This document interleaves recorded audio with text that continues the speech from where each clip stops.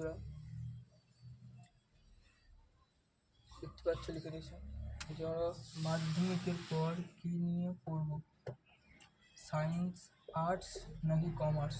তো প্রথমত হচ্ছে মাধ্যমিক পরীক্ষা, এমন একটি পরীক্ষা যে প্রত্যেকটি পরীক্ষার্থীর জন্য যে মাধ্যমিক হচ্ছে জীবনের সবথেকে বড় পরীক্ষা। তো এরপরেই যে প্রধানত যে তিনটি বিষয় এর পর চলে আসে যে সায়েন্স আর্টস এবং কমার্স।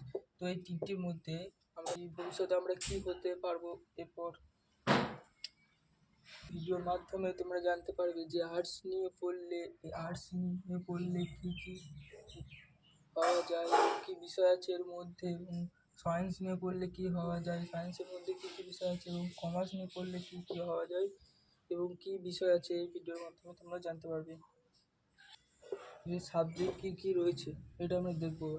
তো এইগুলো সাবজেক্ট রয়েছে, তো এর মধ্যে প্রধানত যে সাবজেক্টগুলো রয়েছে তোমার আর্টসের মধ্যে যে প্রধান সাবজেক্ট সেগুলো রয়েছে হচ্ছে ইতিহাস, ভূগোল, এডুকেশন, সংস্কৃত এবং কি রাষ্ট্রবিজ্ঞান।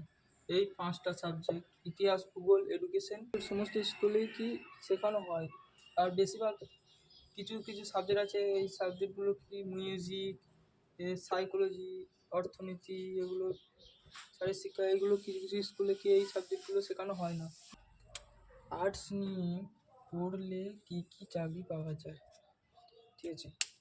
আর্টস বিভাগে যদি পড়াশোনা করো তোমরা কেউ, তাহলে তোমরা যে ক্যারিয়ার অপশনগুলি পাবে সেগুলির মধ্যে হলো যে শিক্ষক হতে পারো, অধ্যাপক হতে পারো, গবেষক, লেখক হতে পারো, সাংবাদিক হতে পারো, ভালো প্রকাশক হতে পারো, ভাষাবিদ, আইনজীবী, সমাজকর্মী ইত্যাদি পাওয়া যায় আর্টস নিয়ে পড়া করলে।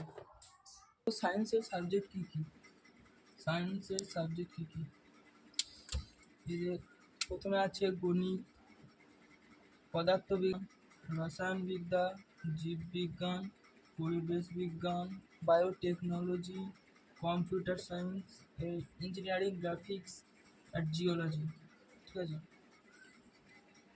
সায়েন্স নিয়ে পড়লে কী হওয়া যায়, ঠিক আছে। তো সায়েন্স বিভাগ নিয়ে যদি পড়াশোনা করো তোমরা কেউ, তাহলে তোমরা ডাক্তার হতে পারবে, ইঞ্জিনিয়ার হতে পারবে এবং গবেষক হতে পারবে এবং কি পদার্থবিজ্ঞানী, মনোবিজ্ঞানী এসব হতে পারবে। সাবজেক্টগুলি রয়েছে সেগুলো কী কী, কমার্সের মধ্যে যে সাবজেক্ট রয়েছে সেগুলো কী কী, ঠিক আছে। তো প্রথমে রয়েছে তোমার অ্যাকাউন্টেন্সি, ইকোনমিক, বিজনেস স্টাডিজ, গণিত আছে, ম্যানেজমেন্ট আছে, বিজনেস ফাইন্যান্স আছে, ইনফরমেটিক্স প্র্যাকটিসেস, আর এসব হচ্ছে মার্কেটিং। এই সাবজেক্টগুলি রয়েছে কমার্সের মধ্যে। এবার আমরা কথা বলবো যে কমার্স নিয়ে পড়লে কী কী হবে। তো এবার আমরা দেখবো যে কমার্স নিয়ে পড়লে কী কী হওয়া যায়, অর্থাৎ কমার্সে নিয়ে যদি পড়ো পরবর্তীকালে তোমরা কী কী করতে পারবে, কী হতে পারবে। তো প্রথমত কমার্স নিয়ে পড়লে তোমরা banker, accountant, chartered account, financial planner, agriculture economics, product manager, sales manager, loan executive, এবং এরপরে তোমরা হোটেল ম্যানেজমেন্ট নিয়ে করতে পারো কমার্স নিয়ে পড়ার পর।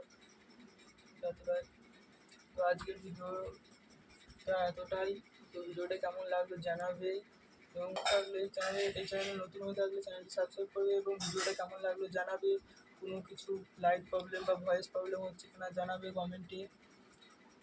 তো আজকের ভিডিওটা এতটাই, সকলকে ধন্যবাদ। দেখা হচ্ছে পরবর্তী ভিডিওতে।